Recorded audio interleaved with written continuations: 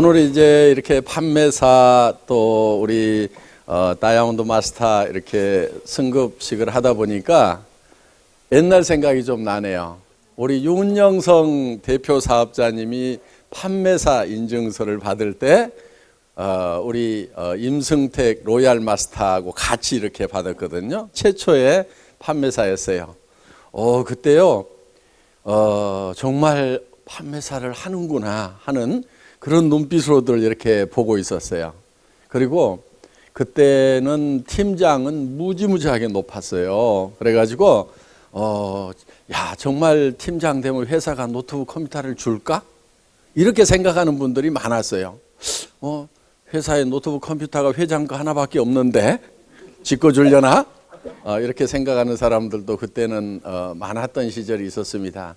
그런데 지금은 한 1,000몇백 대, 거의 2,000대 가까이 아마 노트북 컴퓨터가 이렇게 증정이 됐을 거예요. 그러니까 정말 그때는 이 노트북 컴퓨터 받는 것이 꿈처럼 이렇게 느껴지는, 한국에서는요 이렇게 그 판매사 돼도 여기 올라오지도 않습니다.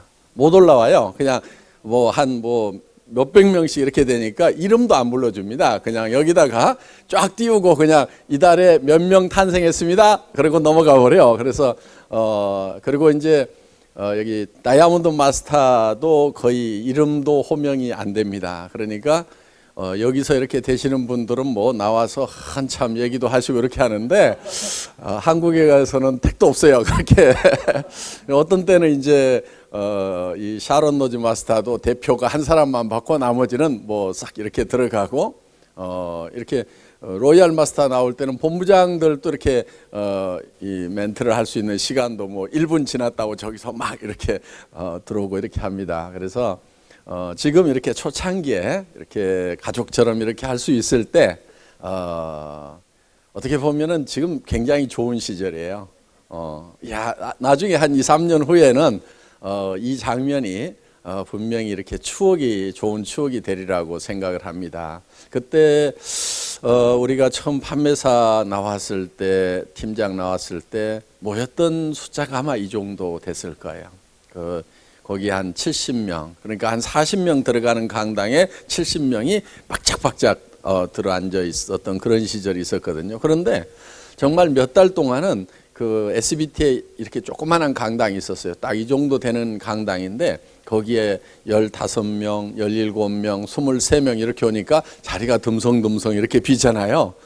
그러면은 야 정말 이렇게 안 늘어나나. 그리고 천안역에 3명 도착하는데 15분 늦는데요. 조금 기다렸다 하면 안 돼요. 그러면 예 그렇게 합시다. 그렇게 이랬던 시절이 있었어요. 그런데 여러분들이 이제 화면 보시는 바와 같이 막 12시에 시작하는데 9시면은요 거의 앞자리는 다 없어져요. 막 와서 미리 막 이렇게 표 받아 가지고 줄을 서고 막 이렇게 이제 할 만큼 됐었습니다. 그때도 제가 이제 그런 얘기를 한 적이 있어요. 왜냐하면 우리 김치봉 대표이사님이 뭐 이렇게 조금 왔어요.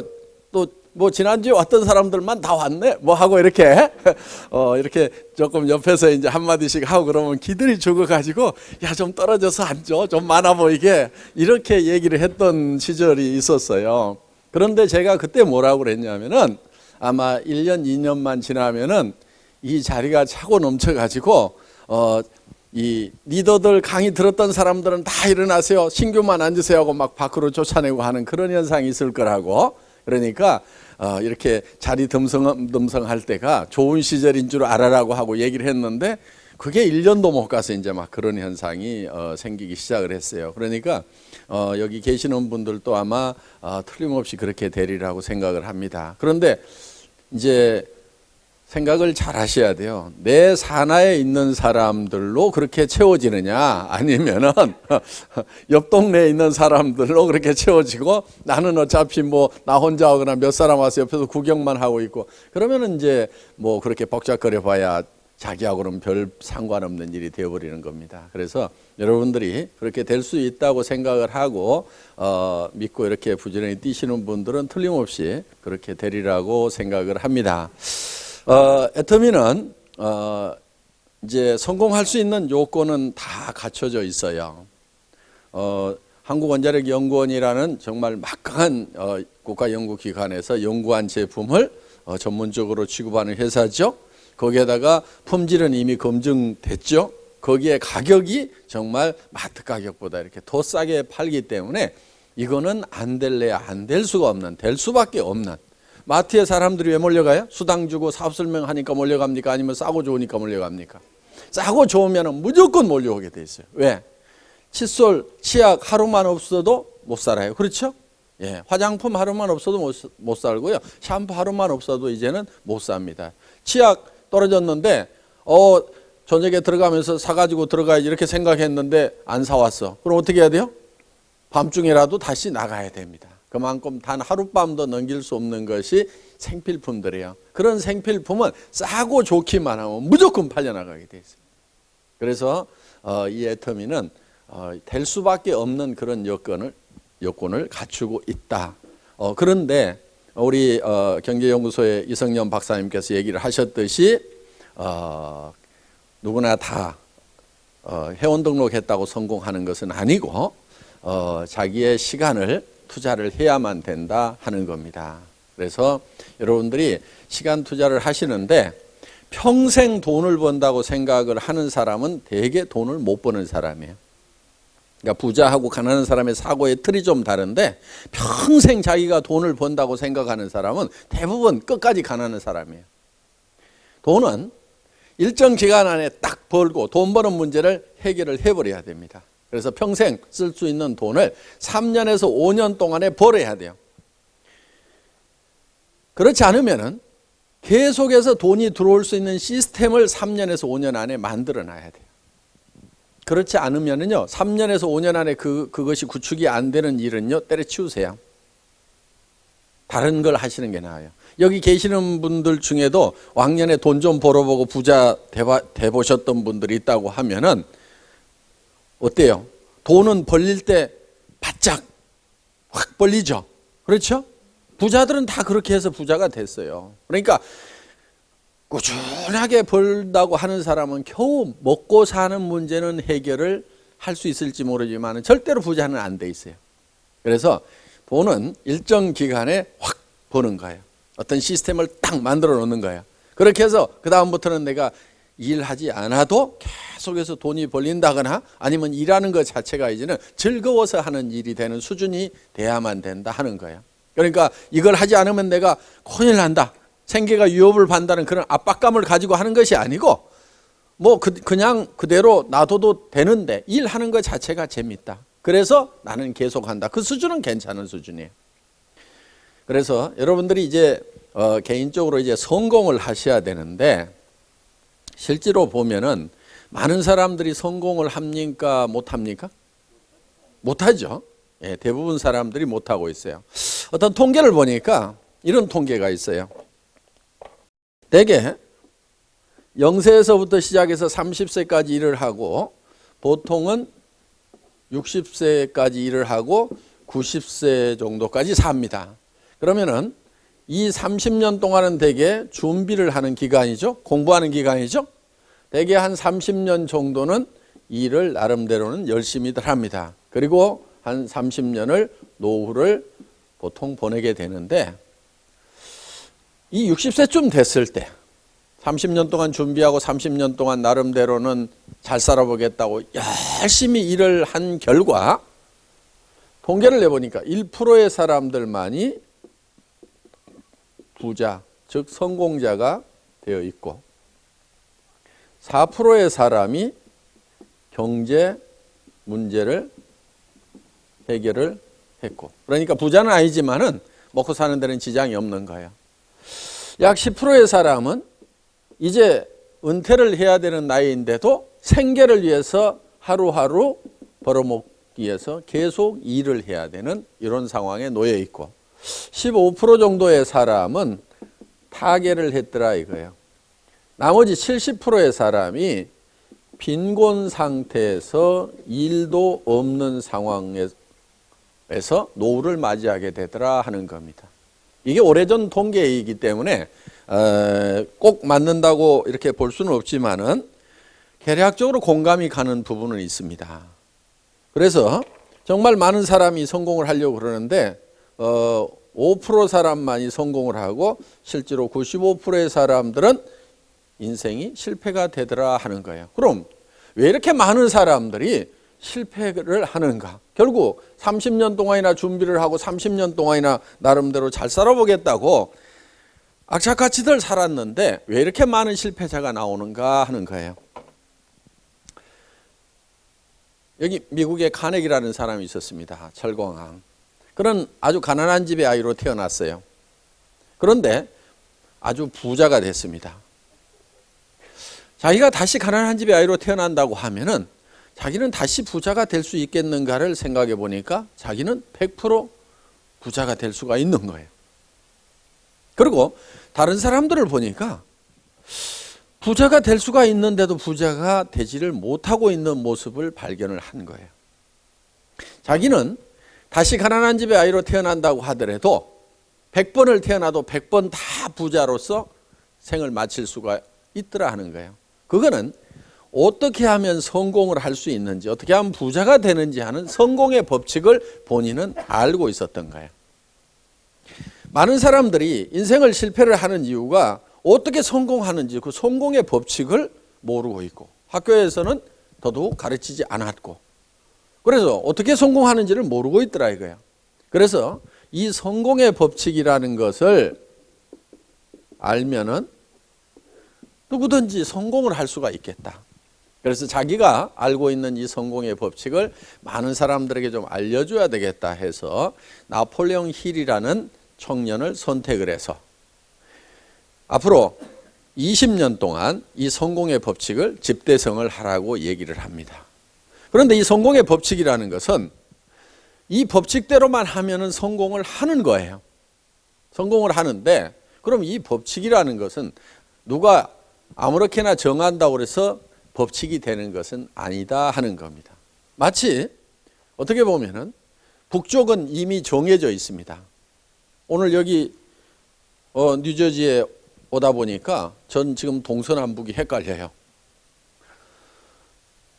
북쪽이 어디죠?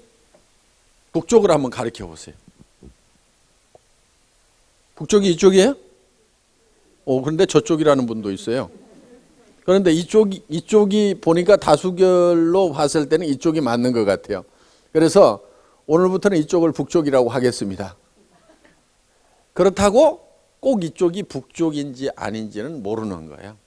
자, 뭘 가지고 확인을 해야 됩니까? 나침판을 가지고 대봤더니 저분 혼자 저쪽이라고 그랬는데 저게 맞을 수도 있어요. 그러면은 모든 사람이 다 이쪽이라고 주장을 했더라도 나침반이 가르치는 북쪽이 바로 북쪽이 된다는 겁니다. 그렇기 때문에 북쪽이라는 것은 이미 정해져 있다 이거야.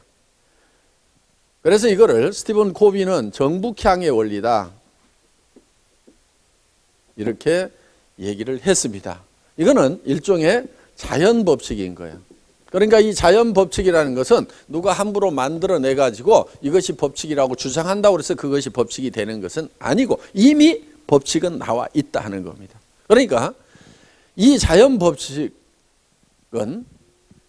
예를 들면 농부가 농사를 지을 때 자연 법칙대로 농사를 지어야 돼요. 자기 마음대로 농사를 지어 가지고는 농사가 되지 않습니다. 자, 여기는 이 북미에는 북미에 맞는 이 자연 법칙이 있어요. 그럼 그 자연 법칙에 맞춰 가지고 농사를 지어야만 된다 하는 겁니다. 예를 들면은 필리핀이나 베트남 같은 경우는 쌀 농사를 지을 때 아무 때나 심고 아무 때나 거두어도 됩니다. 한쪽에서 모짜리 해서 한쪽에서 심고 있고 한쪽에서는 벼베기를 하고 있어요. 항상 여름이기 때문에 1년에 산모작을 하고 아무 때나 심고 아무 때나 거둬도 상관이 없습니다. 거기는 자연 법칙이 그렇게 되어 있어요. 그런데 예를 들어서 한반도에서 아무 때나 심고 아무 때나 거두려고 하면은 그거는 어떤 사람은 되기도 하고 어떤 사람은 안 될 거예요.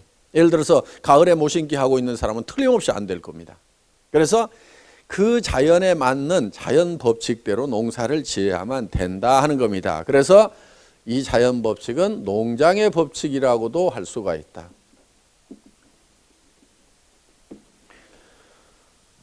그러면은 우리가 이 성공의 법칙이라는 것을 농장의 법칙에 비유를 해가지고 한번 정리를 해보자 하는 거야. 그러면 농부가 맨 먼저 하는 게 뭡니까? 농부가 맨 먼저 하는 게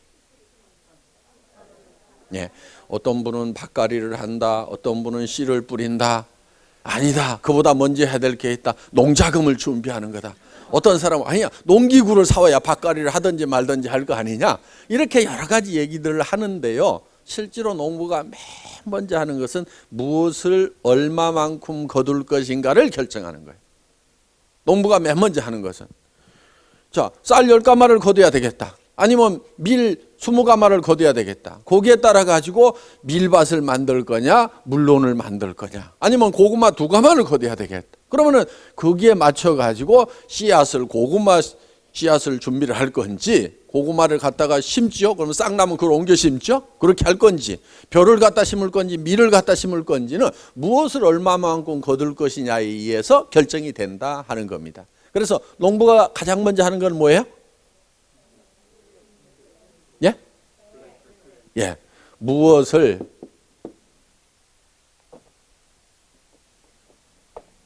첫 번째가 무엇을 얼마만큼 거둘 것인가. 농부는 반드시 이거를 먼저 생각을 해요. 그 다음에 이제 심고 뭐 가꾸고 그러다 보면은 봄에 머릿속에 생각했던 것이, 머릿속에 있던 것이 창고로 들어오게 되어 있다 하는 겁니다. 그러니까 이건 자연 법칙이에요. 그러면은 우리가 성공을 하려고 하면은 성공도 마찬가지로 내가 무엇을 내 인생에서 얼마만큼 거둘 것이냐, 즉 내가 어떤 사람이 될 것이냐 하는 거예요. 내가 어떤 사람이 될 것이냐, 내가 무엇을 얻을 거냐,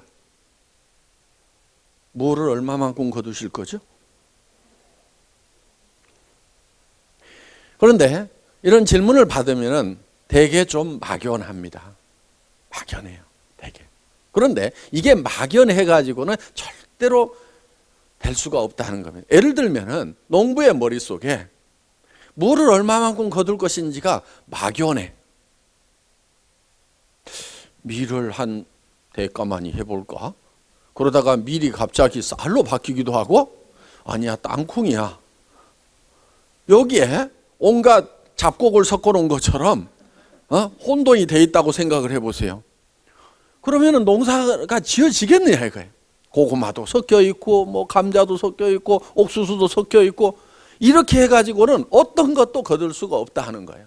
우리 머릿속에 내가 어떤 사람이 돼야 되고 뭐를 얼마만큼 내 인생에서 거둘 것인가 하는 것이 뚜렷하게 정확하게 되어 있지가 않으면은 그 인생 농사는 실패할 수밖에 없다 하는 거예요. 그러니까 우리가 맨 먼저 해야 될 게 뭐냐면 내가 어떤 모습으로 내 인생에 가을거지를 할 거냐 하는 것이 뚜렷하게 정리를 하는 것이 가장 먼저다 하는 겁니다.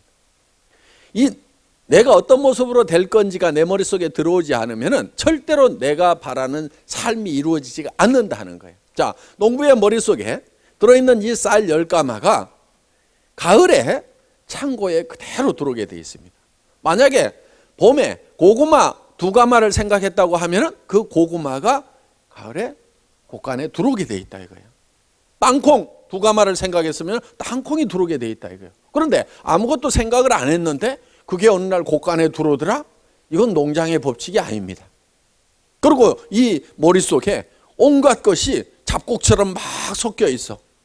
먹을 때는 잡곡으로 먹을지 모르지만 농사는 각각 따로따로 다 지어야 됩니다.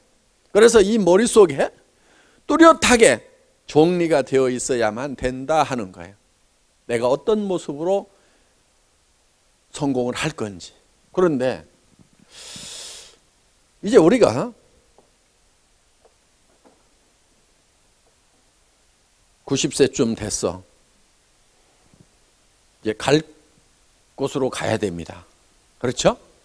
우리가 갈 곳으로 가야 되는데 이렇게 올라가서 영생을 얻을 거냐, 그냥 나의 최종 목적지는 어디에? 예. 여기 관 속에 이렇게 몰이 이렇게 있습니다. 이걸로 끝날 거냐 하는 것은 대단히 중요한 부분입니다. 그렇죠? 요 기간 동안은 사실 얼마 안 되는 거예요. 지금 여기 계시는 분 중에 50년 후에 계속 살아 계실 분은 제가 보니까 거의 잘 안 보여요 지금 보니까. 저도 뭐 50년 후에는 반드시 없을 거라고 확신을 합니다. 오늘은 이제 여기까지 어떻게 갈 거냐. 그렇죠? 이왕이면은 뭐 죽을 때 죽을 값이라도 잘 살다 죽는 게 좀 낫겠죠. 그렇죠? 근데 어떻게 사는 게 잘 사는 거냐 이거예요. 어떻게 사는 게 잘 사는 거예요?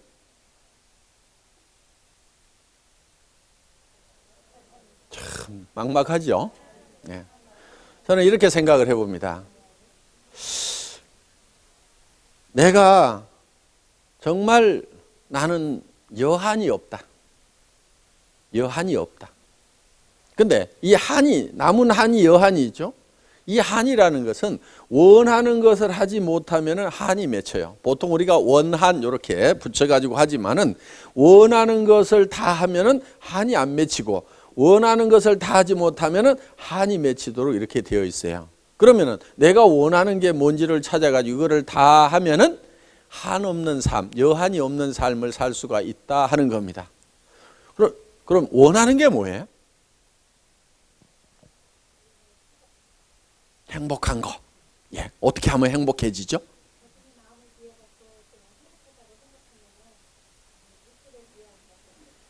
예, 마음만 비우면 행복해진다. 아주 좋은 방법입니다. 예.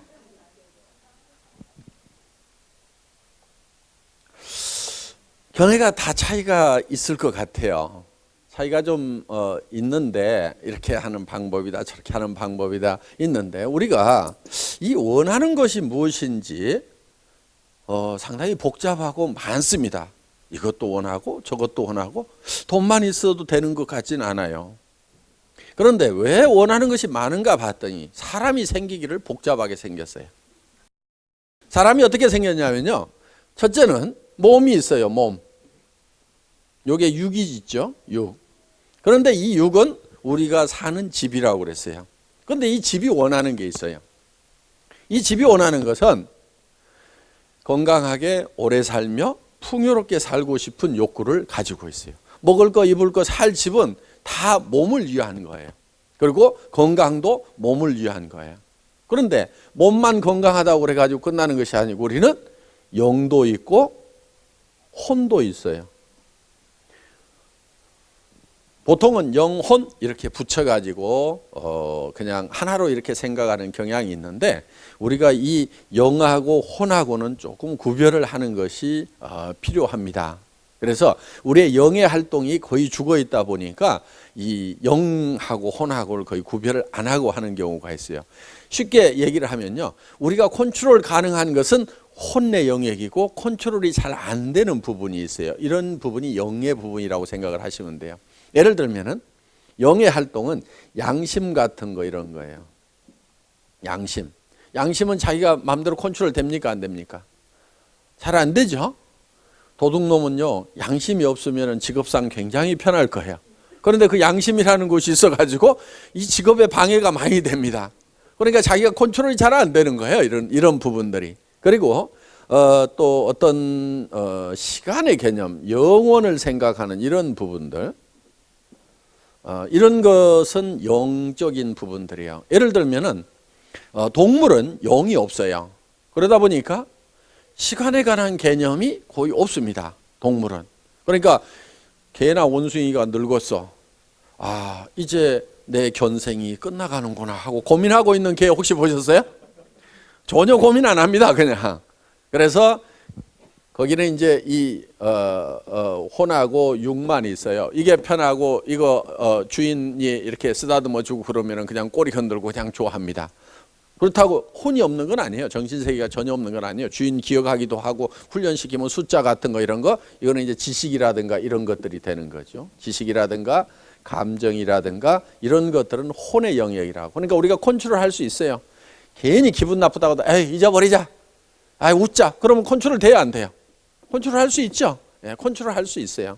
그래서 이런 부분들 또 지식 이렇게 이런 것들 생각하다 안 하고 뭐 하고 하는 것들 전부 다 이 혼의 영역이라고 볼 수가 있습니다. 그리고 우리는 환경이라는 걸로 둘러싸여 있다 하는 겁니다. 그래서 우리는 주변 환경에 대해서는 자연 환경과 사회적 환경이 있는데 뭔가 우리는 이로움을 끼치고 싶은 그런 욕구를 가지고 있어요. 그래서 이 육은 건강하게 오래 살며 그리고 풍요롭게 살고 싶은 욕구를 가지고 있어요. 한마디로 잘 살며, 그 다음에 이 영은 어떤 영혼이라든가 사랑이라든가 이런 것들이에요. 그리고 이 양심 같은 거는 동물에게는 없어요. 개가 이웃집 아저씨 뒷다리를 콱 물어버렸어. 그랬더니 저녁에 내가 조금만 참을 걸 하면서 양심의 가책이 느껴져 가지고 낑낑거리고 있는 개 혹시 보셨어요? 사람은 아무리 약한 사람도요 이런 생각이 듭니다. 내가 좀 참을 거 이렇게 생각이 들지만은 개나 뭐 이런 짐승들은요 전혀 이 양심이라는 게 없어요. 그래서 이건 이 양심이라는 것은 하나님이 창조주가 우리 속에 넣어놓은 하나님의 등불이다 이렇게 돼 있어요. 그러니까 이 양심의 불빛에 의해 가지고 우리가 이 선악을 이렇게 구별하도록 이렇게 되어 있습니다. 그런데 이 양심을 자기가 자꾸 무시하면은 이 양심도 희미해져요. 그렇다고 없어지는 건 아닌데 희미해지고 양심의 소리가 점점 적어지는 것은 사실이에요. 그런데 이 양심에 따라서 양심에 충실하면은요 양심의 소리가 굉장히 커집니다. 그래서 우리가 이제 이 양심적인 사람이 되는 겁니다. 그래서 우리는 이 영은 사랑하고 사랑받고 싶은 그런 욕구도 가지고 있어요. 그 다음에 우리는 이 미지의 세계에서 알고 싶은, 배우고 싶은 지적 욕구를 혼은 가지고 있습니다. 그리고 사회와 이 자연에 대해서 우리는 공헌하고 싶은, 삶을 살고 싶은 욕구를 가지고 있어요. 그래서 이 네 가지가 골고루 다 만족이 되어야만이 우리는 여한이 없는 삶을 살 수가 있다 하는 겁니다. 예를 들면은 이런 거예요. 아이고 내가 건강하지 못해갖고 비실비실 살았어. 한이 맺혀 안 맺혀? 맺히죠? 얼마 살지도 못하고 죽었어. 맺혀 안 맺혀요? 맺히죠? 그 다음에 맨날 찢어지게 가난하게만 살았어. 한이 맺혀 안 맺혀? 맺히죠? 내가 그냥 양심불량만 하고 살았어. 한이 맺혀 안 맺혀요?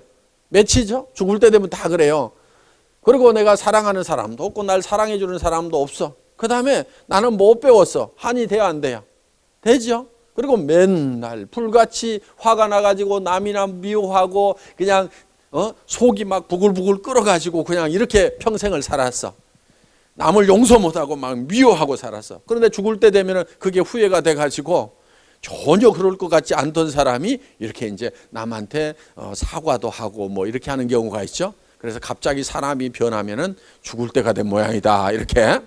그래서 이제 그렇게 강팍하던 사람들도 죽을 때가 되면 이제 그거를 포기하고 이렇게 놓는 그런 모습을 보는 겁니다 우리가. 그리고 우리는 사회나 자연에 대해서 참 아무 쓸데없는 사람이었다 그렇게 생각하면은 후회가 될 수가 있다 하는 겁니다. 그렇기 때문에 우리는 여기에 이렇게 뭔가를 공헌하고 싶은, 그래서 사람은 이름을 남긴다고 하는 것이 바로 뭔가 공헌했다는 그런 것들을 남기고 싶은 그런 생각을, 욕구를 가지고 있다 하는 거예요. 그래서 나는 그냥 나 혼자 잘 먹고 잘 살았는데 내가 세상을 위해서, 남을 위해서는 뭔가 아무것도 한 것이 없는 참 쓸데없는 사람이었구나. 그렇다고 하면은 자기가 이제 후회가 돼서 마지막에 이제 사회에 뭐 기부도 하고 뭣도 하고 막 이렇게 이제 바로 그 마지막 가면서 자기 원하는 것을 채우는 일을 하고 있다 하는 겁니다. 그래서 이 네 가지 요소가 골고루 다 갖춰져야만 돼요. 그래서 이 네 가지를 골고루 갖춘 삶을 우리는 균형 잡힌 삶이다. 이렇게 정의를 할 수 있다 하는 겁니다. 우리의 삶의 목표가 균형 잡힌 삶이 되어야만 한다 하는 거예요. 그래서 이렇게 균형 잡힌 삶을 살아가는 내 모습을 그려야만 된다 하는 겁니다. 이것이 목표가 되어야 된다는 거예요. 그런데 이 네 가지가 각각 떨어져 있는 것이 아니고 한데 얽혀 있어요. 자, 어떻게 보면 이렇게 이제 돼 있다고 볼 수가 있습니다. 우리가 육이 있어요. 육은 뭐를 요구한다고요? 잘 살며. 그렇죠? 우리의 영은 사랑하고, 그리고 혼은 배우고 우리의 환경에 대해서는 공헌한다. 이 네 가지가 한데 얽혀 있다 하는 겁니다. 이거를 각각 떼놓고 생각하면은 사실 별게 아닐 수도 있어요. 예를 들면, 아이고, 뭐 잘 살면 뭐해? 아이고, 뭐 집 크면 뭐해? 아이고, 뭐 사랑하는 자식도 아이고, 자식도 별거 아니야. 뭐 이런 식으로 이제 뭐 다 이렇게 떼놓고 보면 아무것도 아니에요. 그런데 이게 얽혀 있다 하는 거예요. 이렇게 우리가 잘 살아야 되는 이유는 사랑하는 사람들이 있기 때문에 우리가 반드시 잘 살아야만 되는 거예요. 예를 들어서 내가 집 한 칸 마련하느라고 평생을 고생을 했다. 여러분들 먼슬리 페이먼트 계속 하느라고 힘들잖아요. 그냥 100% 다운페이 해버렸다. 내 집이다. 그럼 어때요? 내 자식한테는 그 집을 물려주고 싶고, 정말 내 자식들은 집 때문에 고생을 안 하고 살았으면 좋겠다. 그러니까 내가 이 잘 살려고 하는 것 중에는 정말 내가 평생 고생했던 이 문제를 자식은 대물림을 하지 않았으면 좋겠다. 사랑하는 자식이 있기 때문에 우리는 그렇게 하고 싶다 하는 겁니다.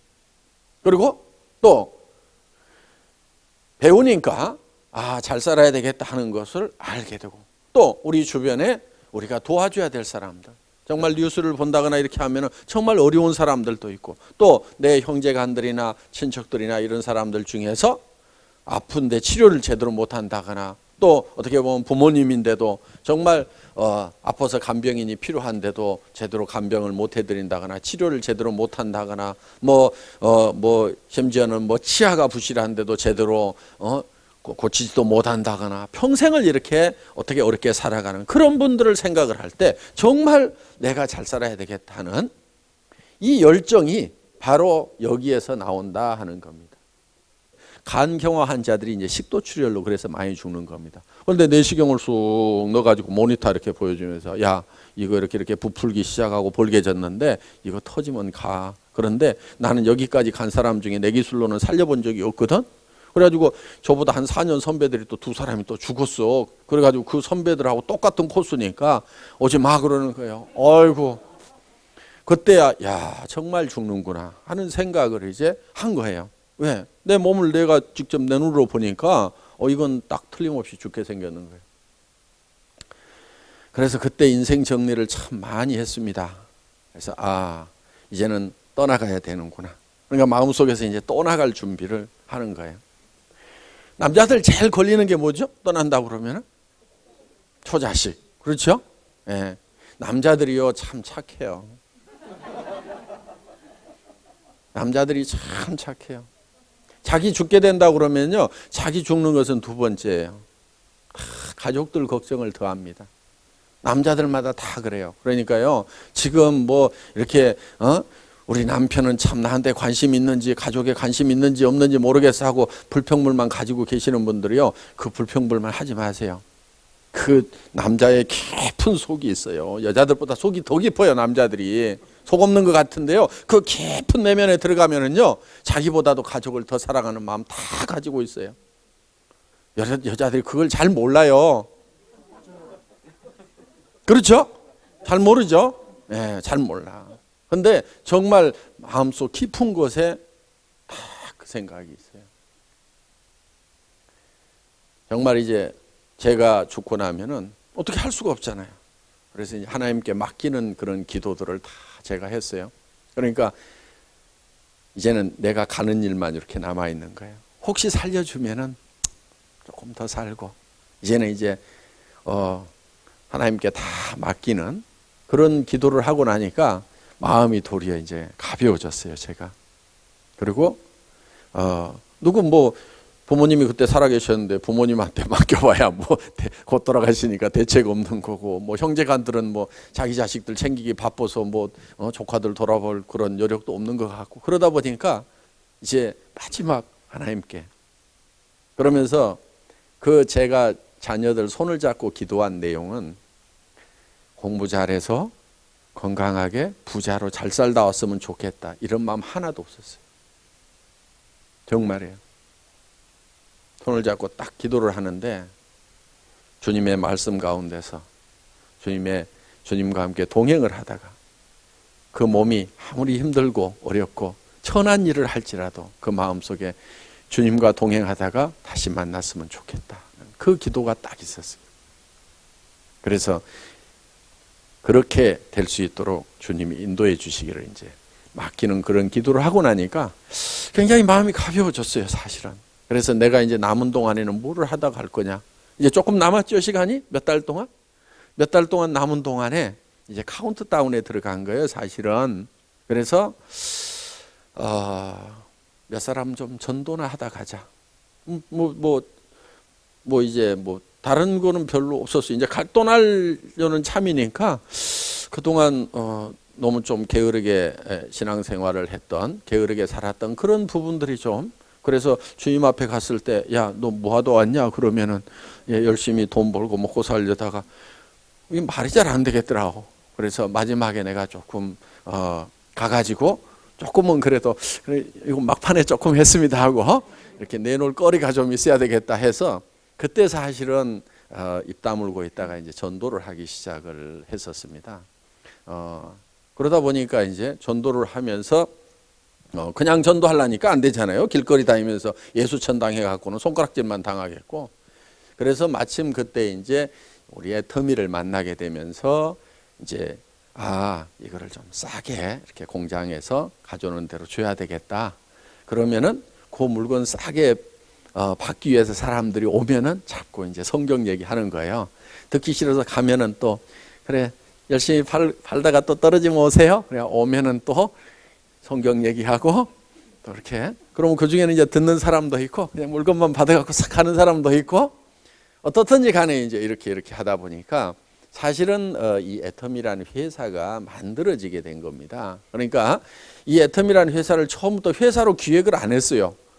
맨 처음에 만든 그 노트북에는 사실 회사로 되어 있지 않고 판매자 조합 이렇게 만들어 놨어요. 나도 팔고 그다음에 판매원 들어오면은 그냥 공장도 가격에 내가 봉사하면 되잖아요. 그렇죠? 가서 사올 때 조금 더 사와 그렇게 나눠주면 되고 이렇게 해서 다 판매자 조합이 되고 나중에 일거리가 많아지면은 자 100원씩 200원씩 떼세요. 이 여직원 월급 하나 주게요. 이렇게 해가지고 또 월급 주고 그럼 일 시키고 이렇게 각자가 다 팔면은 좋겠다는 그런 생각에서 세일즈 유니온을 하나 만들어야 되겠다. 사실은 이렇게 시작을 했는데 그게 사람들이 너무 많이 온 거예요. 공장에서 가져온 대로 막 싸게 주니까 사람들이 너무 몰려와 가지고 사실은 법인 형태로 회사를 차릴 수밖에 없는 이런 상황에서 이 회사가 사실은 만들어진 겁니다. 그러니까 사원부터가 영혼을 소지 생각을 경영한다.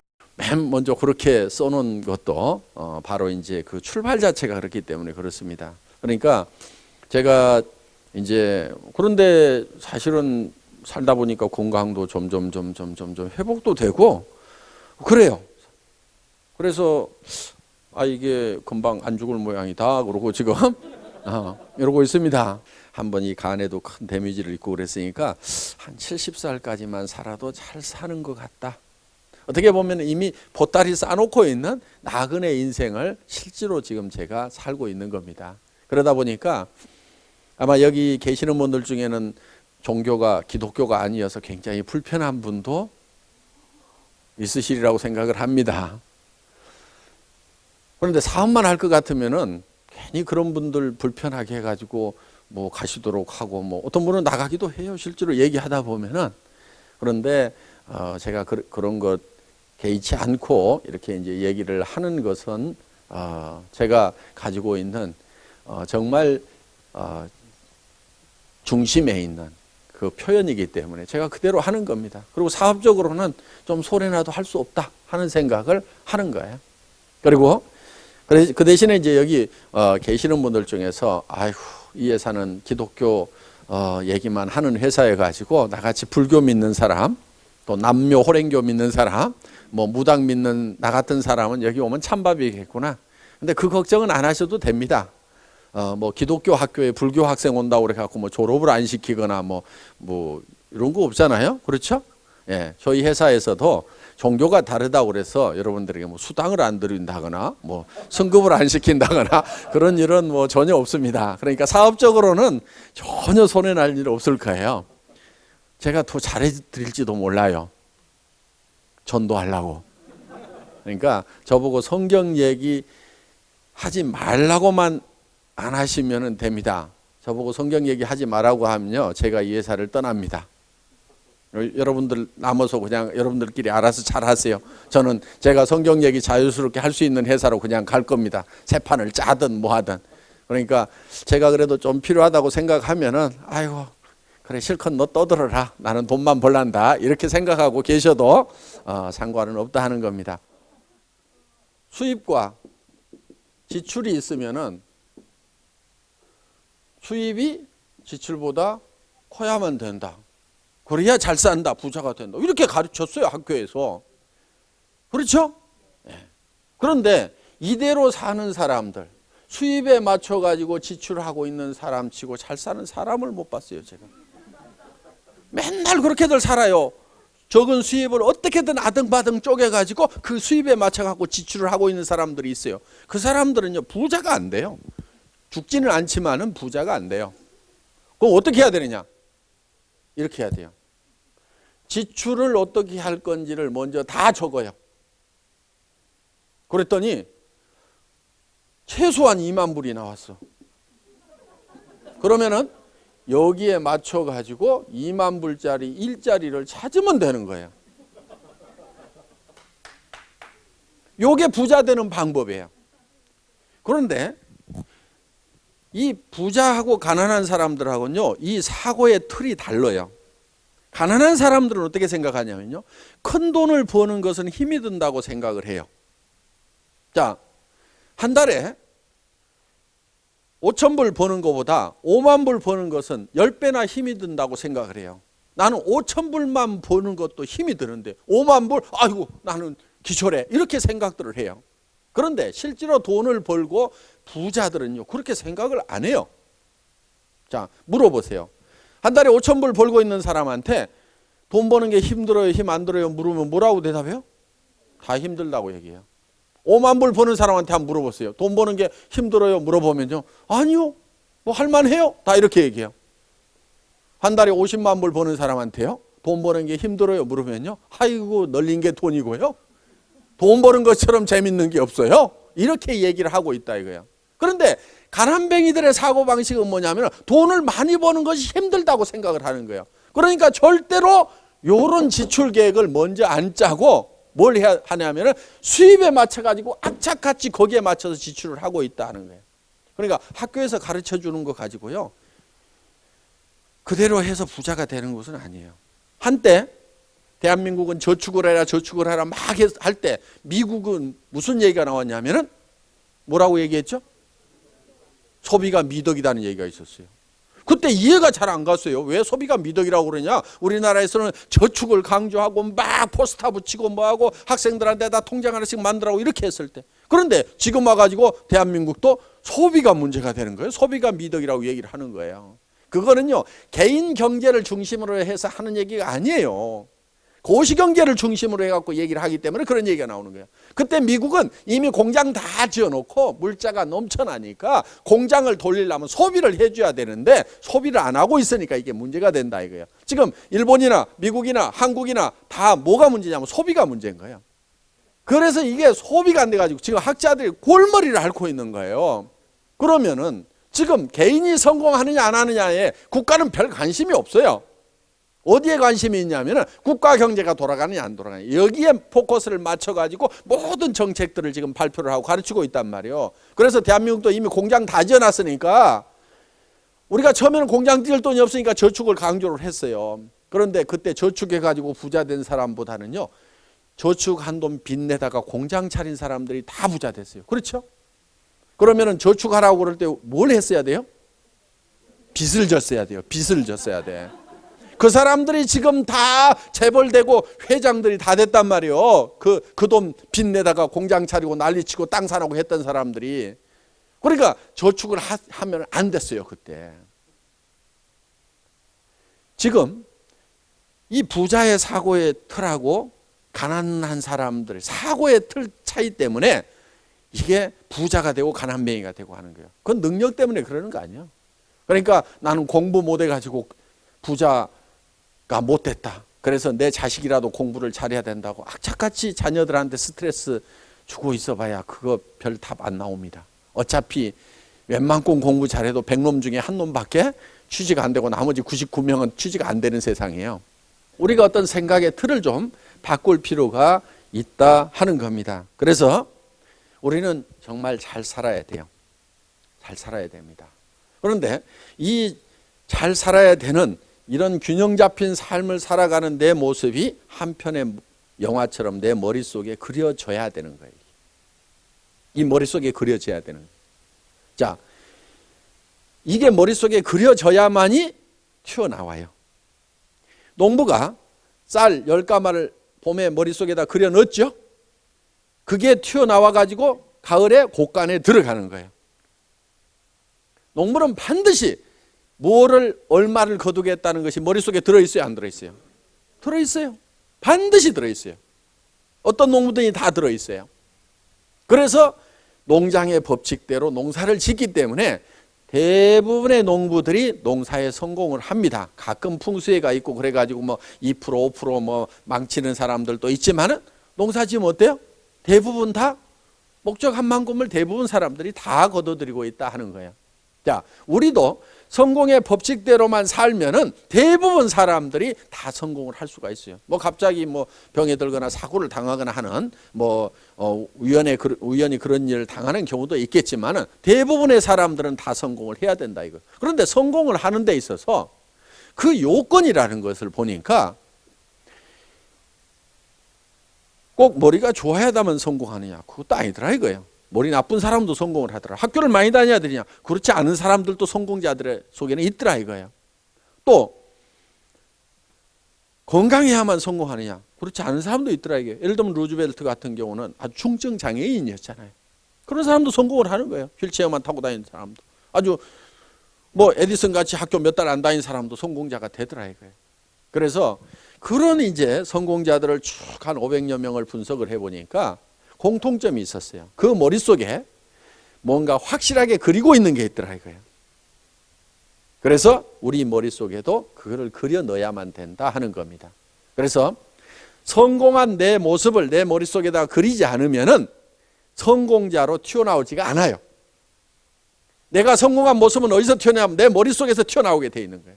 머릿속에 원하는 삶이 딱 그려져 있지 않으면은 3년, 5년 후에도 똑같은 혼돈 상태에 있을 거예요.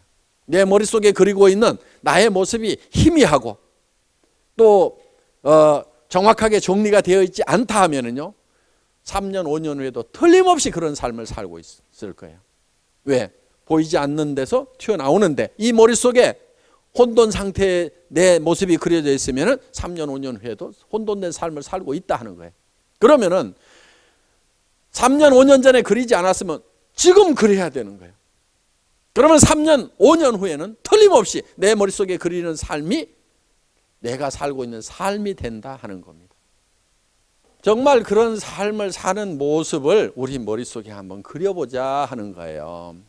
돈 때문에 막 찌들려가고 사는 것이 아니고 빚 싹 갚아버렸고 그 다음에 먼슬리 페이먼트 하는 거 다 없어졌고 그리고 통장에 그냥 몇십만 불 이렇게 들어있고 그래서 뭐 아이고 한 1, 2년, 2, 3년, 한 5년은 막 그냥 인컴 없어도 그냥 푹 마음 놓고 쉴 수 있다. 그런데 계속 우리는 한 달에 6번 수당 들어오잖아요. 계속 이렇게 들어오니까 아이고 그 돈 다 쓰지도 못해 그냥 뭐 쌓여 있겠지 뭐 돈에는 별 관심 없고 이렇게 살아갈 수 있는 삶의 모습을 한번 그려보자 이거예요. 그런데 그게 먼 나라 얘기가 아니고 우리 애터미 안에도 이미 그런 삶을 살고 있는 사람들이 있어요. 시작할 때 보셨죠? 4천만 원, 5천만 원 들어오는 사람들. 이 사람들은 그렇게 살 수 있어요. 물론 워낙 깊이 지하층을 파고 들어가 가지고 지상층까지 올라오는데 한참들이 걸리더라고. 지금쯤은 좀 잘 살아야 되는데 1년, 2년 동안 빚 갚느라고 정신들이 없어. 그래서 워낙 이렇게 깊이 들어갔던 사람들이 이렇게 지상층까지 올라오는 데는 한참 걸립니다. 이게 이제 지금부터 조금씩 이렇게 이제 층수가 올라가는 것이 보일 거예요. 어떻든 그래도 다 월세 단칸방 살고 막 하던 사람들이 지금은 40평, 50평, 70평짜리 아파트들 샀는지 뭐 어떻게 들어갔는지 하여간 들어가서 살고들 있어요. 그러니까 좀 뭔가 이렇게 삶의 모습들이 조금씩 이렇게 달라져 가는 그런 모습들이 실제로 보입니다. 그런데 그 사람들이 그런 모습이 되기 전에 3년 전, 4년 전에 이 석세스 아카데미에 와서 그걸 그려놨어요. 그래서 내가 정말 어떤 것을 배우고 또 사회적으로도 이렇게 기여를 하면서 살아가는 그런 모습. 이번에 우리 애터미에서 이제 그 바자를 했습니다. 그래서 거기에 이제 모아지는 성금을 가지고 IAEA 국제 원자력 연구소죠. 인터내셔널 그 애토믹 에너지 어소시에이션에서 이 팩트 프로그램이 있어요. 그래서 이 후진국의 암 환자 어린이들을 돕는 프로그램이에요.